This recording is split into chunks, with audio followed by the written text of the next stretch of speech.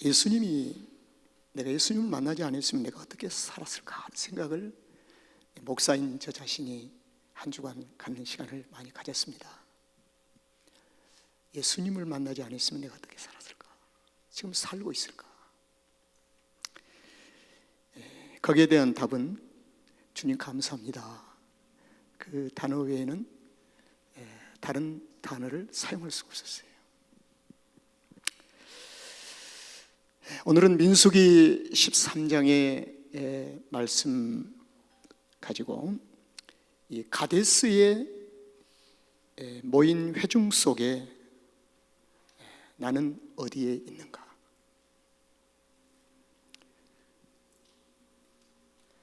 400년의 애굽의 둥지를 떠난,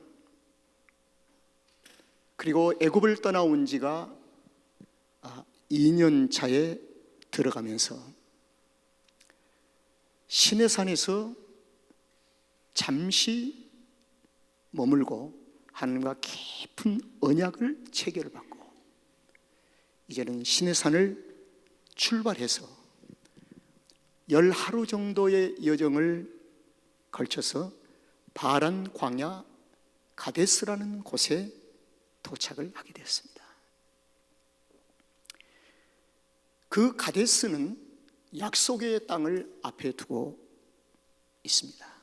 그래서 그 가데스에서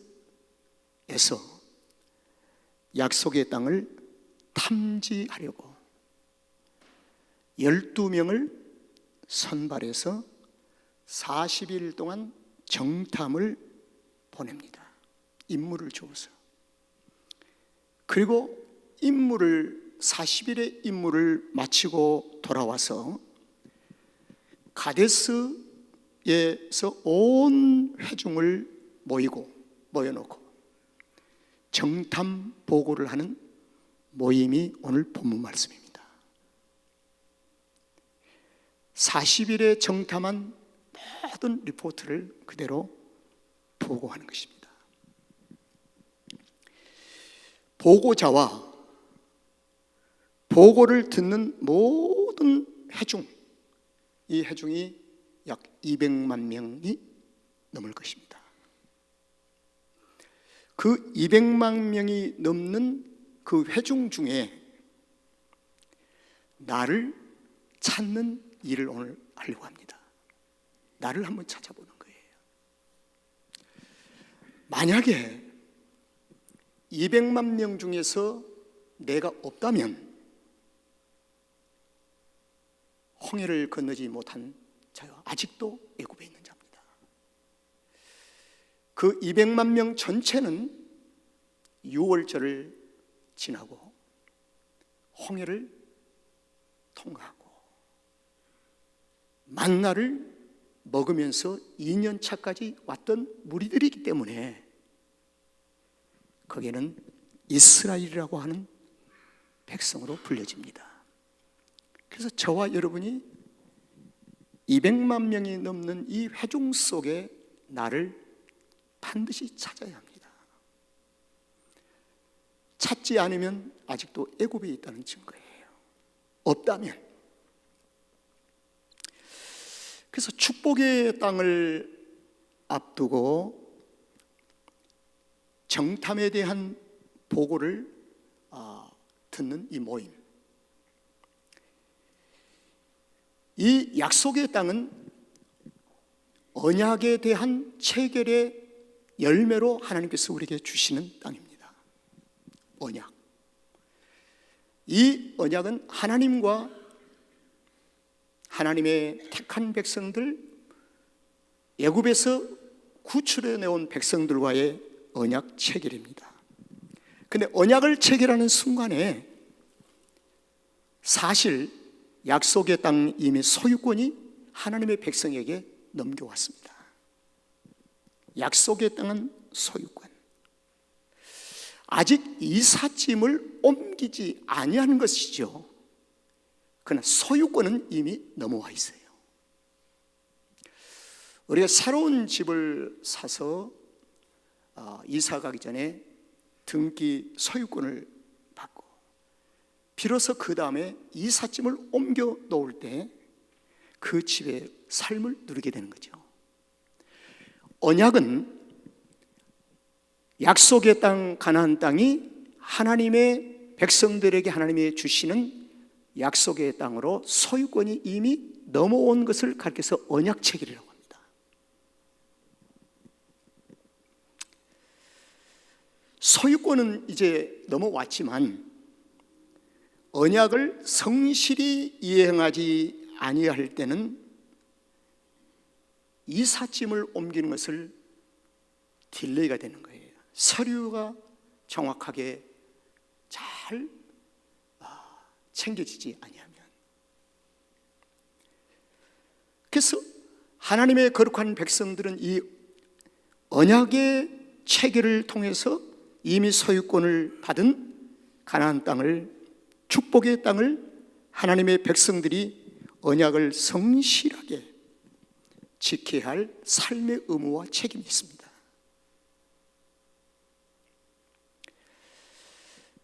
여러분, 언약은 하나님과 하나님 백성 사이에 맺은 계약입니다.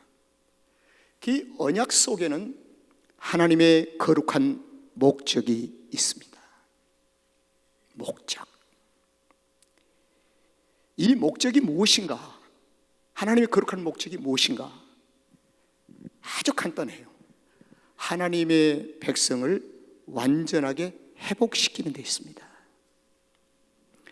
신원규 목사를 자연인 죄 가운데 애굽에 있을 때 나를 유월절을 통해서 구원하신 목적, 하나님의 거룩한 백성으로 구원하신 후에 그 어린 상태로 두지 아니하, 갓 태어난 어린아이로 두지 아니하시고 나를 계속 양육해 성인이 되도록, 하나님의 거룩한 목적이 거기에 있습니다. 우리가 이 땅 위에서 좋은 분유를 먹고 좋은 우유를 먹고 이게 문제가 아니라 하나님의 1순위의 목적은 나를 거룩하게 완전하게 회복시키는 데 있다는 것입니다. 그것을 신약성에서 누구의 형상대로? 예수님의 형상대로, 주님처럼. 그러니까 신원교 목사 앞에는 늘 주님을 세워놓으시고 하나님이 주님을 닮은 꼴로 자꾸 나를 양육하신다, 나를 빚고 계신다. 이것이 하나님의 거룩한 목적입니다. 그래서 오늘 민수기 13장의 말씀을 이 하나님의 목적을 좀 더 가까이 가서 이해를 하려고 하면 세 가지 질문을 반드시 만나야 합니다. 아주 중요한 질문이 있어요. 그래야 민수기를 제대로 이해할 수가 있습니다. 자, 여러분 좀 기억해 주세요. 첫 번째, 하나님은 왜 약속의 땅을 정탐하도록 명령하셨을까? 모든 것을 아시는 주님, 만물을 그 발 아래에 두시고 모든 섬세한 것까지, 불안 포기까지 다 알고 계신 하나님, 그런데 꼭 정탐이 필요했는가 하는 문제입니다. 왜 정탐이 필요합니까? 하나님은 뒷짐지고 계십니까? 백성들이 가나안 땅에 들어 하나님이 이끌고 계시잖아요. 모든 진두지휘를 하신 하나님께서 왜 정탐을 명령하셨을까? 이 문제를 해결받아야 돼요. 그 다음에 두 번째, 하나님은 왜 12명을 선발해서 보내도록 명령하셨을까? 여호수아가 여리고를 탐지할 때는 2명 보내기도 했잖아요. 2명 보내면 어떻고 4명 보내면 어떻고 3명 보내면 어떻습니까? 왜 12명을 선택해서 보내도록 하셨을까? 이 문제를 해결받아야 돼요. 그래야 민수기를 제대로 이해가 되고 성경 전체를 이해가 될 수가 있습니다. 그리고 세 번째로, 하나님은 왜 정탐 보고를 모든 회중들 앞에서 보고하도록 하셨는가? 지도자인 모세에게만 보고하면 되잖아요. 어린아이에서 일반 백성들이 따라만 가면 되지 않습니까? 그런데 왜 온 회중을 모아놓고 보고토록 하셨을까? 이 세 가지 질문입니다. 이 세 가지 질문이 우리에게는 굉장히 중요한 키를 가지고 있습니다. 이 세 가지를 바로 이해해야 민수기를 이해할 수 있고 성경 66권의 전체의 하나님의 거룩한 구속의 역사의 흐름을 도도히 알 수가 있다는 것입니다. 하나님의 일하심을 볼 수가 있다는 거예요. 여기까지 이해가 되시면 그냥 아멘으로 화답해 주세요. 그러십니까? 이해가 됐습니다. 감사합니다. 그러면 왜 정탐하도록 명령하셨는가? 여기에는 약속의 땅이 실제로 존재함을 보이시기 위하여, 실제로 존재한 것을 경험한 것은 이스라엘 백성들은 애굽은 실제를 경험했습니다. 고센 땅을 경험했어요. 그러나 약속의 땅은 들었지요. 보지를 않았습니다. 실제로 경험하지를 못한 거예요. 그럼에도 불구하고 약속의 땅은 실존이다, 실제 있다는 것입니다. 그냥 막연하게 기다린 것이 아니라 실제로 있다. 그래서 약속의 땅의 실존을 백성들에게 보이시기 위하여 전체 회중을 모아놓고 약속의 땅에 대한 실존을 얘기하는데, 이제부터 애굽의 고센 땅에 대한 기대나 미련을 갖지 말고 하나님의 실존하는 약속의 땅을 소망을 가져라. 무엇을 갖기 위해서요? 소망을 갖게 하기 위하여. 소망을 갖기 위해서.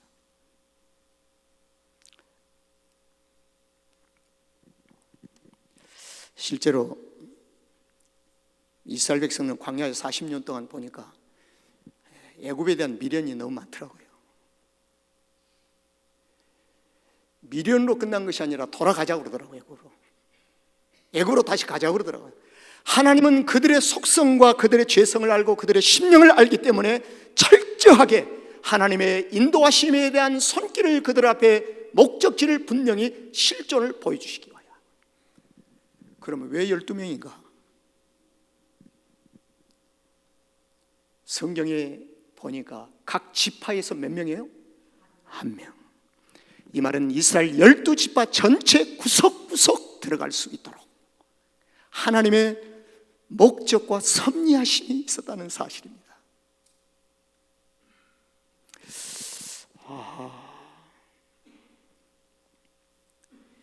그래서 12명을 선택해서 명령하신 것은 이스라엘을 부분적으로 구원하신 것이 아니라 이스라엘 전체를 구원하실, 이게 이해가 되어야 나중에 분열 왕국 때 12지파 중에 북쪽은 사마리아 성에다가 금송아지 만나고 하나님의 성전이라고 얘기하면서 10지파가 10명의 10지파가 북쪽에 있을 때 배반을 한 하나님을 거역합니다.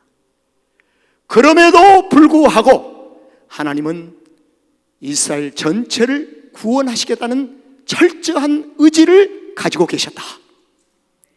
그게 어디서 오느냐? 신약 성경에 와서 보니까 예수님이 사마리아 성을 안 왔습니까? 버렸습니까? 안 왔습니다.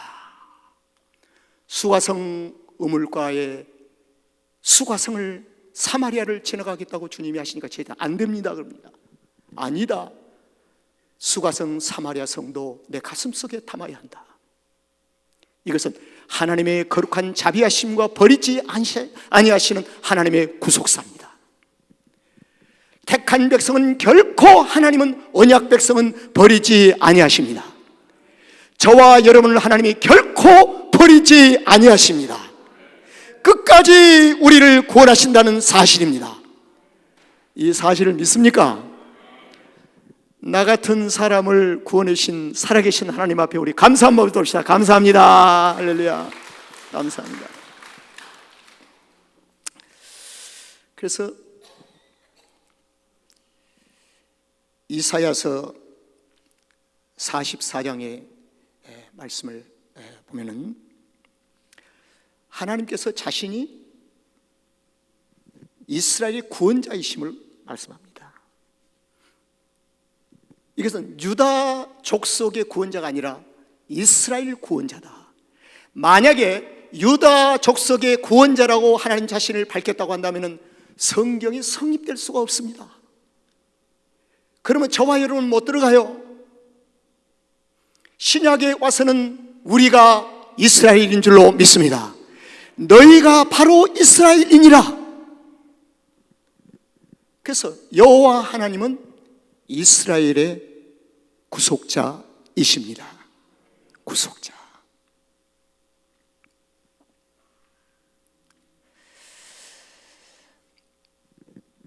이제 하나님은 왜 정탐 보고를 모든 회중들 앞에서 보고토록 하셨는가? 여기서는 믿음이 무엇인지를 광야에서 밝히시기 위하여. 따라합시다. 믿음이 무엇인지를 밝히시기 위하여. 여러분, 믿음이 혼돈해요. 우리 지금도 우리들 주변에 보면 이렇게 주장하는 믿음이 있고 저렇게 주장하는 믿음, 그건 믿음이 아니야, 그건 믿음이야. 그 안에 서로 그 믿음 가지고 많이 싸우고 있어요. 성경에는 사람으로부터 나오는 기준을 믿음으로 채택지 아니하시고 하나님으로부터 나오는 믿음을 기준으로 채택하십니다. 오늘날 현대 교인들은 자기로부터 나오는 믿음을 기준으로 삼아요. 그렇기 때문에 하나님 보시기에 매우 안타깝지요. 정탐 보고를 통해서 모든 회중들이 앞에서 믿음의 기준을 세우시고 선포하시기 위하여. 여러분, 우리 조음할 교회는 믿음의 기준이 각각 다 다른 것이 아니고 믿음의 기준은 주님께 있음을 한 목소리로 인정하고 선포해야 합니다. 주님으로부터 믿음. 각각 믿음의 기준이 다른 것은 인본주의입니다. 내게 주어진 구원받은 은혜의 믿음과 내가 가지고 있는 모든 지정의가 육적으로 혼합이 되어서 내 기준을 통해서 설정이 되는 거예요. 그러면 거기에 묶여버립니다. 자신이 그 올무에 묶이면 더 친척이 못 돼요. 그리고 신앙생활이 중지가 되고 말아요. 그러다 보면 그것이 오래 가다 보면 그 안에 통속에 갇혀버립니다. 이게 율법주의입니다. 율법주의. 율법주의의 열매는 뭐냐면은 남을 정죄함으로부터 시작됩니다. 첫 마디가 정죄함. 그렇게 믿어서는 안 돼. 그러면 이미 율법주의로 들어가기 시작한 하나의 신호일 수도 있습니다. 자, 이제 위에 세 가지 질문에 대한 질문을 회중들에게 하나님이 던지셨습니다. 그 회중들에 대한 반응이 네 가지 유형으로 나타납니다. 네 가지. 이제 이 네 가지 유형 속에서 나를 찾아야 돼요. 이제 아주 중요해요. 네 가지 유형 속에서.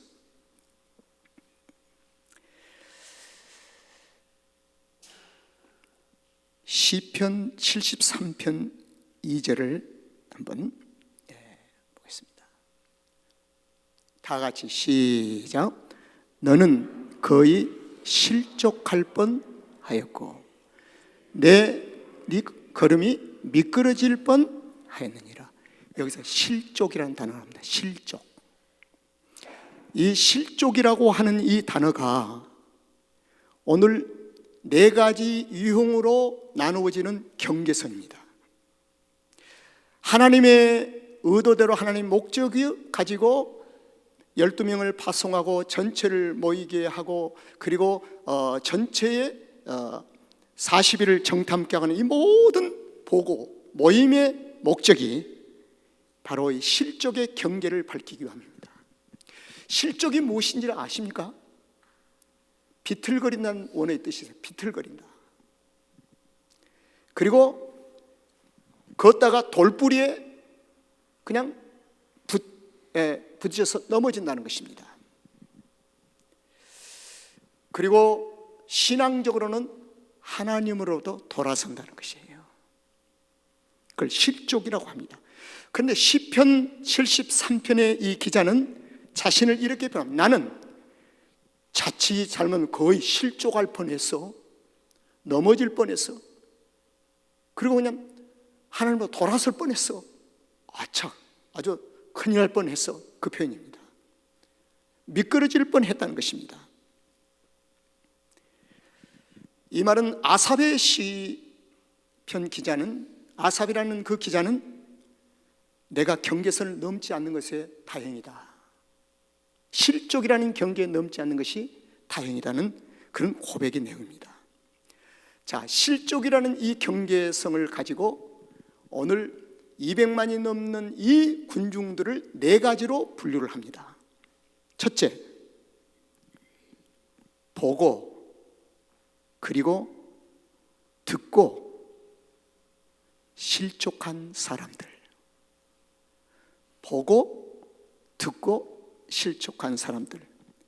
이건 10명의 정탐꾼입니다. 10명의 정탐꾼은 가서 보았어요. 하나님의 약속의 땅을 보았습니다. 실제로.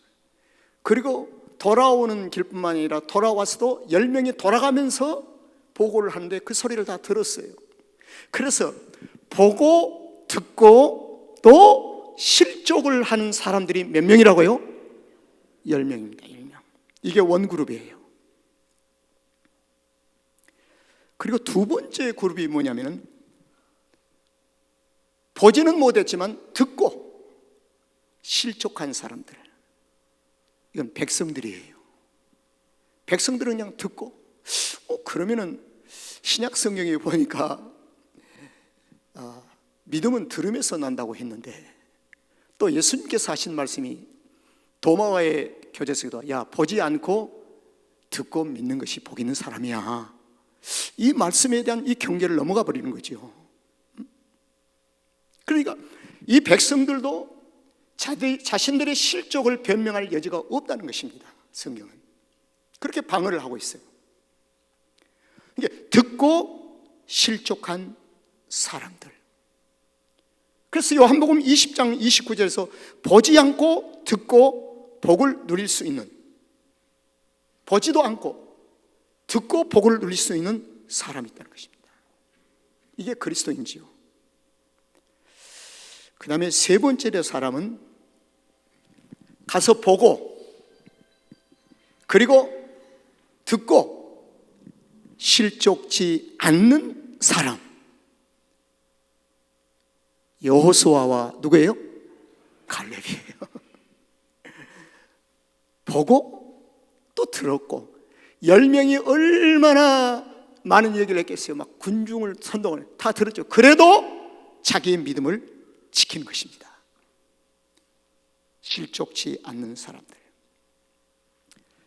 그 다음에 보지는 않았지만 듣고 실족치 않는 사람들.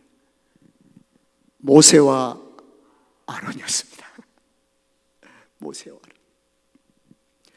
모세와 아론은 약속의 기둥이 딱 서 있는 사람이었어요.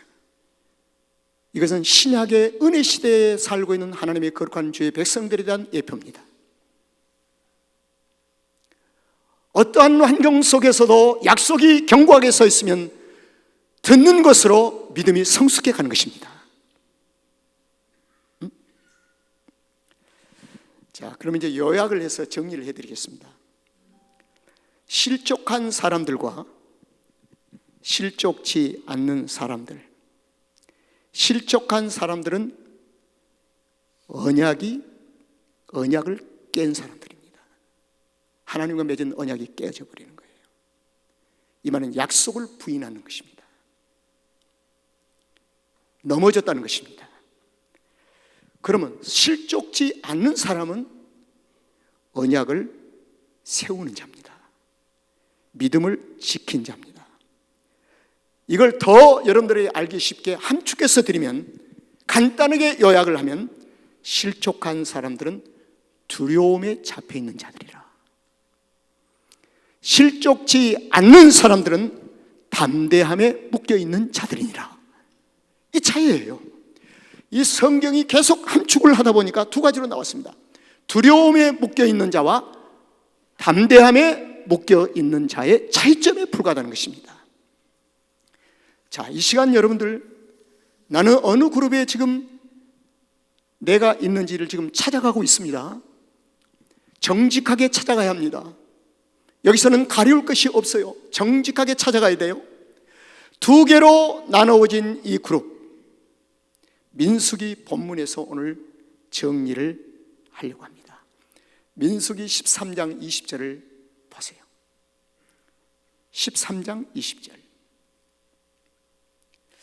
여기에 중요한 단어가 하나 나옵니다. 너희들이 정탐하러 갈 때 한 가지 중요한 게 있어요. 중요한 단어와 동사까지 나옵니다. 뭘까요? 담대하라. 할렐루야. 담대하라. 담대하라. 그리스도인들의 매력은 담대함이 있습니다.